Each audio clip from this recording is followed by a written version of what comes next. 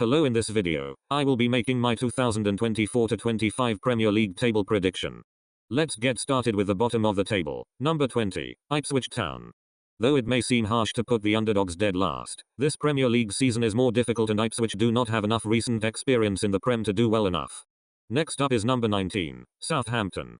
Like Ipswich, Southampton just does not have what it takes to stay up. To finish out the relegation spots, number 18 is Brentford. Through the last few seasons, Brentford have kind of just been existing in the Prem, but this year, the competition is definitely higher. It was very difficult for me to decide whether they should go at 18 or 17, but I decided that my number 17 pick is just slightly better, Nottingham Forest. There isn't much to say other than I think they are just a slight bit better than Brentford and will therefore stay up. Sitting comfortably safe from relegation at 16 is Bournemouth. While this is a bit of a controversial decision, as Bournemouth have done quite well for the past few seasons, there is the big issue of them losing their main man, Dominic Solanke. Solanke is just a crazy goal scorer and without him, Bournemouth will be in danger. Next in line, number 15, Leicester City. After having an amazing Premier League run, they were unexpectedly relegated, and now they are back. They will be filled with determination as it is Vardy's last season at Leicester, and I think they will have a slow but promising recovery. After the Foxes, at number 14 is Fulham. Once again, there isn't much to say other than they are a decent team that will likely be mid-table. The Cottagers are followed up by 13th place Wolverhampton Wanderers. Wolves are also a decent team, and I expect them to get a few shock results against big teams here and there, but VAR will likely negate the successes they have. In at number 12 is Brighton. Brighton feels similar in skill level to Wolves, but just more consistent and solid, so for that, I'm putting them one spot higher. Next, number 11, Everton. Despite being docked 8 points last season, they managed not only to survive relegation, but make it all the way to 15th place. This year they will have the added motivation of making their last season at Goodison Park a good one. Starting off the top half of the table, number 10, Crystal Palace. At the end of last season, Crystal Palace was running rampant, beating Liverpool and smashing Manchester United 4-0 and Aston Villa 5-0. However, the energy probably won't last the whole season, so I will give them the decent spot of 10th. After Palace, sitting in the number 9 spot is Newcastle. Newcastle have fallen off quite a bit, but all I need to say is that they have money.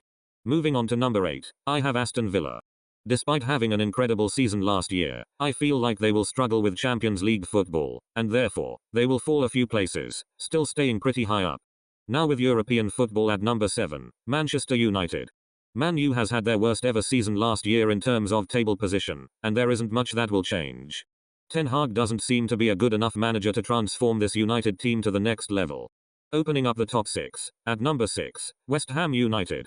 This is also a controversial pick, but usually at least one team from outside the Big Six overperforms, and this year, West Ham seem a likely contender. With big signings like Dortmund star Nicolas Füllkrug and Man U right back Aaron Wan-Bissaka, combined with their performance last season, West Ham are likely to do very well. Making a comeback from dreadful previous seasons, at number 5 is Chelsea. For Chelsea, I really only have 2 words. Cole Palmer, going into the top 4, and the first team to make Champions League football is Tottenham. Tottenham had a brilliant start to last season, but fell to 5th over time. This season, with the added goalscorer option of Dominic Solanke to their team, I see Tottenham doing very well. For the title race, I have at number 3, Liverpool.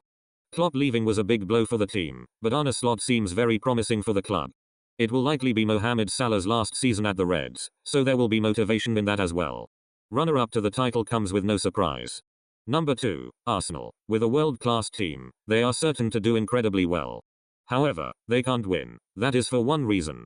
The reason is the Premier League winner will be Manchester City. Man City has one of the best teams in the world with an even better manager, and even more than that, they can sign almost anyone. Man City are just too dominant in the Prem, and the only chance any other team has of winning is FFP. Let me know in the comments your predictions, and if Man City will go 5 in a row. At 100 subscribers, I will reveal my club that I support. Thank you so much for watching, and if you like the video, don't forget to hit the like button. Peace.